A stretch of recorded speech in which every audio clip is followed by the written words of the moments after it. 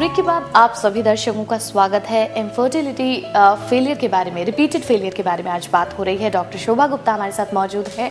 Doctor, जानना चाहेंगे आपसे, ब्रेक में जाने से पहले यकीनन आपने काफ़ी सारी वजह बता दी कि आखिर क्या वजह होती है रिपीटेड फेलियर होने की, लेकिन उन वजहों का पता कैसे चलता है? क्या जब ट्रीटमेंट होती है तो सेगमेंट वाइज उनके टेस्ट किए जाते हैं? ज़रूर, जब भी कोई निसंतान दंपति एक अच्छे सेंटर में जाता है तो उनके कुछ टेस्ट किए जाते हैं।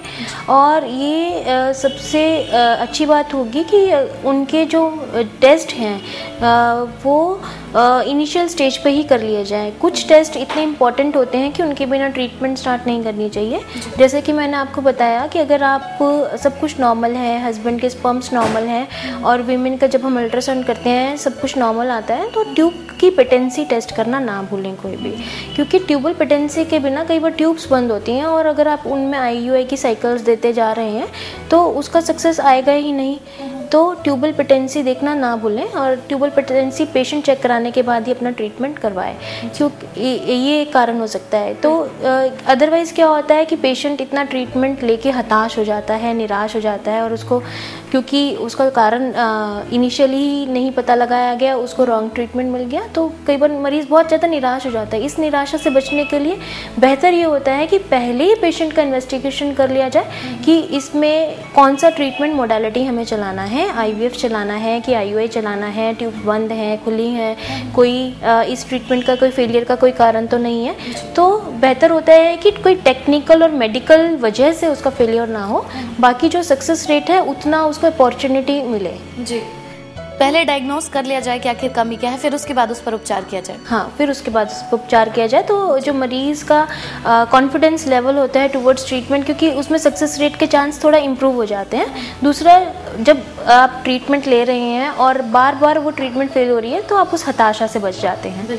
और वो अगर ट्रीटमेंट आपने ली है और उसका जो खर्चा हुआ है ड्यूरिंग द ट्रीटमेंट, वो सब वेस्ट होने से बच जाता है। जी, तो इस फेलियर को लेकर के क्या मेल्स और फीमेल्स में अलग अलग चीज़ें देखने को मिलती हैं? हाँ, अभी जैसे मैंने आपको सारे फीमेल्स में कारण बताए, इसके एक कारण फीमेल्स में ये भी होता है कि कोई इन्फेक्शन हो उनको। इन्फेक्शन के बारे जैसे बहुत सारे इंडिया में जो है ट्यूबरक्लोसिस बहुत इम्पॉर्टेंट, बहुत ही कॉमन है। ट्यूबरक्लोसिस बहुत ज़्यादा, यूट्राइन ट्यूबरक्लोसिस बहुत ज़्यादा कॉमन है, तो उसको डायग्नोस कर लिया जाए कि TB तो नहीं है और उसके बाद उसका इलाज करने के बाद ट्रीटमेंट स्टार्ट किया जाए तो उसमें इलाज की जो संभावना होती है सक्सेस की, वो इंक्रीज़ हो जाती है।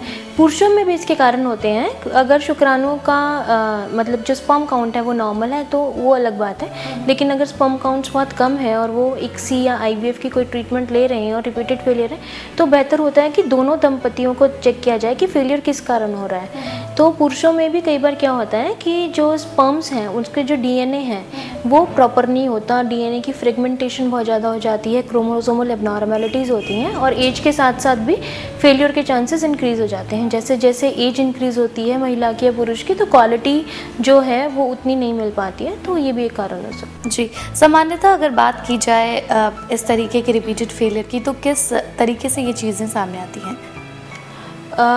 वैसे ही मैंने आपको बताया कि अगर आप एक अच्छे सेंटर पे नहीं पहुंचे और आपका इलाज ही प्रॉपर नहीं हुआ और आपकी डायग्नोसिस नहीं बनी, तो वो एक कारण है। और इंडिया में सबसे ज़रूरी कारण या महत्वपूर्ण कारण हम इसी को लेंगे कि मरीज़ एक अच्छे सेंटर में ही नहीं पहुंच पाता है और वो कभी आयुर्वेदिक इलाज ले रहा है, कभी कुछ इलाज ले रहा है, छोटा मोटा, मतलब पैसा तो खर्च कर रहा है एक दरवाजे से दूसरे, एक प्रॉपर वे नहीं, एक सिस्टमेटिक वे में उसने ना डायग्नोसिस बनाई है कि कहाँ पे हमें फोकस करना है, क्या ट्रीटमेंट लेना है। तो एक तो ये कारण हो सकता है। एक ये कारण ये एक दूसरा मरीज की कैटेगरी होती है कि वो एक प्रॉपर सेंटर में पहुंचा है, उसने एक प्रॉपर इलाज लिया है, लेकिन बाई चांस की बात है कि उसको रिपीटेड फेलियर हो रहा है, तो उसमें उसको क्यों फेलियर हो रहा है उसके कारण का ढूंढना ज़रूरी है कि हार्मोनल संतुलन ठीक है, जो ऑर्गन्स हैं वो बिल्कुल नॉर्मल हैं। तो उस केसेस में हम हिस्ट्रोस्कोपी करके देखते हैं कि अंदर कोई ऐसी चीज़ तो नहीं है जो प्रेगनेंसी को हिंडर कर रही हो, और ये सब देखना बहुत ज़रूरी है। तो इस तरीके से इनका पता लगा। डॉक्टर, कई बार ऐसा देखने को मिलता है कि प्रेगनेंसी अगर कर ली गई है, लेकिन आफ्टर सम टाइम, लाइक अगर थोड़ा समय हो गया, 6 मंथ्स हो गए, 4 मंथ्स हो गए, उसके बाद मिसकैरेज हो जाता है, इस तरीके की भी प्रॉब्लम आती है कई बार, उसमें क्या बातें होती हैं? बहुत सारे मरीज ऐसे होते हैं जिनको कि repeated pregnancy failure, pregnancy loss होता है। तो ये भी 2 कैटेगरीज में आते हैं। एक तो जो कि नॉर्मल ही प्रेगनेंसी अचीव करते हैं, जिनको किसी असिस्टेंस की ज़रूरत नहीं पड़ती, लेकिन फिर भी उनको रिपीटेड अबॉर्शंस हो जाते हैं, ठीक है, इसको वो रिकरेंट प्रेगनेंसी लॉस की कैटेगरी में आते हैं। तो उसमें अगर पहले 3 महीनों में अबॉर्शन हो रहा है, बाद के 3 से 6 महीनों में अबॉर्शन हो रहा है, तो ये डिफरेंट कैटेगरीज आती हैं, उसके हिसाब से उनकी इन्वेस्टिगेशन की जाती है। अगर पहले 3 महीनों में पेशेंट को अबॉर्शन बार बार हो रहा है, तो सबसे कॉमन तो होता है कि बच्चे को में कोई कंजेनिटल अनोमली हो, 1 या 2 अबॉर्शन हो गए, तो उस क्रोमोसोमल एबनॉर्मेलिटी के कारण हो सकता है। उसके बाद भी अगर रिपीटेड अबॉर्शंस हो रहे हैं तो कुछ इन्फेक्शन हो सकती है, जिसमें कि हम एक प्रोफाइल होती है पेशेंट की चेक करते हैं, या फिर कोई एंटीबॉडीज, ऑटो इम्यून डिजीज़ हो सकती है पेशेंट को, या हार्मोनल इम्बैलेंस के कारण, या प्रेगनेंसी का सपोर्ट उनको प्रॉपर नहीं मिल रहा है पहले 3 महीने में। ये बेसिक कारण होते हैं। उसके बाद कई बार क्या होता है कि बच्चेदानी की जो कैविटी है दैट इज़ नॉट नॉर्मल, उसके अंदर कोई फाइब्रॉइड है, कोई सेप्टम है, या कोई पॉलिप है, तो प्रेगनेंसी तो अचीव कर ली लेकिन अबॉर्शन उस कारण हो सकता है। या फिर जो सर्विक्स है, बच्चेदानी का जो मुंह है वो छोटा है, तो उस केस में क्या होता है कि लेट प्रेगनेंसी में अबॉर्शन होते हैं, 6ठे महीने 7वें महीने में अर्ली डिलीवरी हो जाती है और बच्चा नहीं बचा पाते। तो उनके कारण ढूंढे जाते हैं। जिस स्थिति में पेशेंट आता है, जैसी वो हिस्ट्री देता है अपनी, उसके हिसाब से ही फोकस करके उसका ट्रीटमेंट दिया जाता है और उसकी इन्वेस्टिगेशन की जाती है। एज फैक्टर की अगर बात करें तो वो कितना अहमियत रखता है इसमें? एज फैक्टर पूरी ट्रीटमेंट में बहुत इम्पॉर्टेंट चीज़ है। जितनी जल्दी निसंतान दंपति अपना इलाज कराता है, उतना ही ज़्यादा उसको सक्सेस मिलता है, और उतनी ही जल्दी अगर उसको प्रेगनेंसी अचीव हो जाती है तो स्ट्रेस फैक्टर बहुत कम हो जाता है।